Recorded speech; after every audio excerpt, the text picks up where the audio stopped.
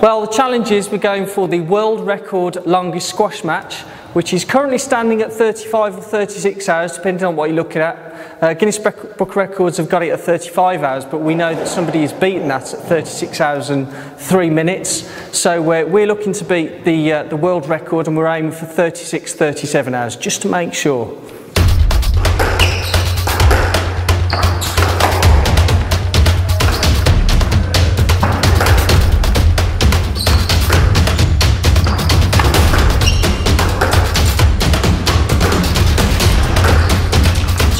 It is for charity, and we do need lots of help and support from people. There's two types of support. One is actually the support of the event, so we need witnesses, professional people who can actually physically witness the time that we've been on court. We need stewards, who are people who are going to be running everything from the back scene, so when we come off there's food ready for us and making sure the witnesses are signing in, and of course we need referees during it. So there's that type of support, and there's of course the sponsorship side and the charity side. So my Just Giving page is justgiving.com/Jamie Barnett, and any money that's raised by myself, that goes to St Paul's Hostel.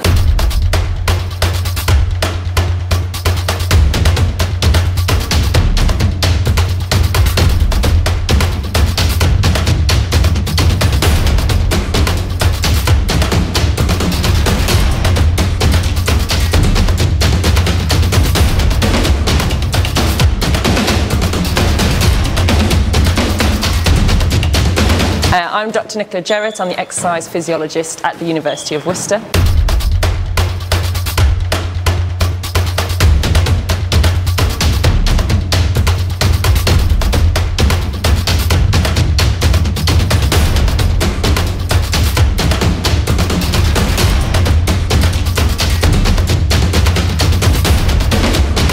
So we've been working with Len and Jamie to help them prepare for the World Record Challenge. When they first came in to visit us at the University of Worcester, we talked about their current training and their training goals, and also talked about the actual event itself.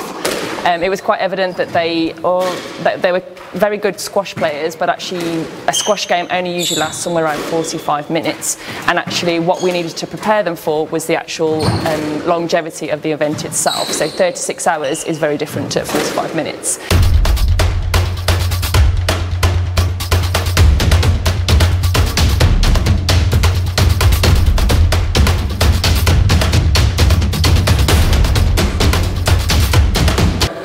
The world record's going to take place at Barnt Green Squash Club, the finest squash club, I must say, in the Midlands. So it's just south of Birmingham. It's going to be on the 4th and 5th of September. So it's starting at 7 o'clock in the morning, and it's going to go on till around 7, 8 o'clock on the evening of the Saturday. On the Friday evening, there will be a big outdoor cinema based on the grassy area behind the court at Barnt Green. Big screen, all the film projected on the Friday night, and then ongoing food and drinks all evening until the early hours. We want as many people. Normally in squash you want quiet on the balcony, we want atmosphere, we want people down cheering and clapping and really getting us through this. On the Saturday we're hoping to have the whole event up on the screen outside on the hall, badminton hall, and then on the Saturday night again it'll be another film that families and everyone can go outside and enjoy. Small break as we break the world record, of course, and then into the evening, drinks, food and partying.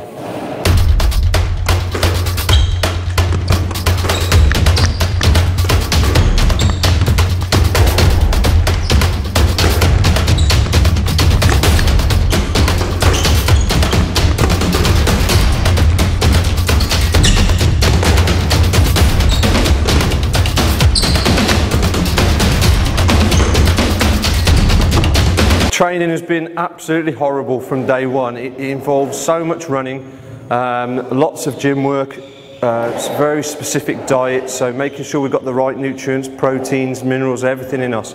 A typical week would be 25 minutes running on a Monday at a high heart rate. Tuesday would be close to 90 minutes running at a slightly lower heart rate.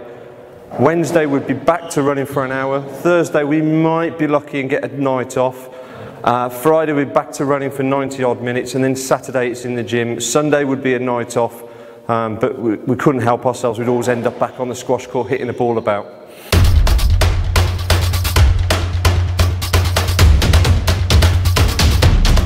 So we got them into the lab to do some fitness testing. We made them do a lactate threshold test and a VO2 max test. These are tests which you can use to estimate somebody's aerobic capacity, which will give us an indication about how long they can exercise for and also what exercise intensity they can manage. On breaking the world record, my only criteria for my wife is to have a chicken jalfrezi from the local Indian and a pint of tribute ready for me. Nothing else matters.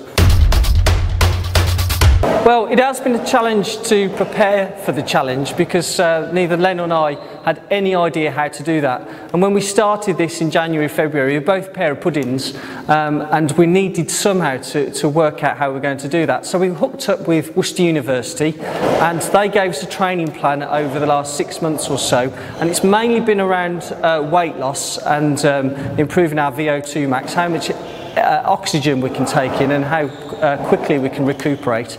So a lot of that's been about running and it's been about our diet. And then also over that time we've been training, we've been simulating what we're doing. So we've done a 9-hour stint, we're doing an 18-hour stint at the moment, we're going to do a 27-hour stint, then when we're ready in September we're ready to then go for the 37-hour marathon. So it's been quite a challenge actually, lots and lots of running, lots of spinach and eggs and chicken and things like that, but we've got there. I think we're going to get there anyway, I hope so.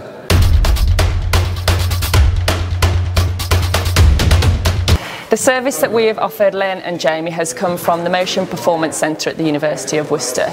We welcome a range of people from amateurs right through to professional athletes competing at the elite level. And we welcome everybody.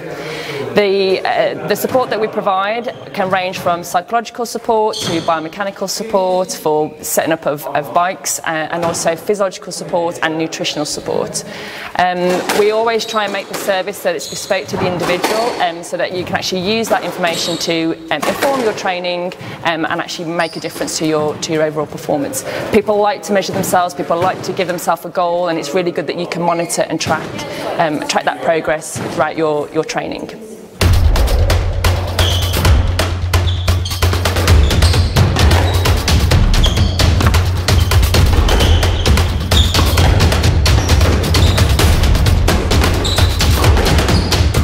I think that's my funny bit.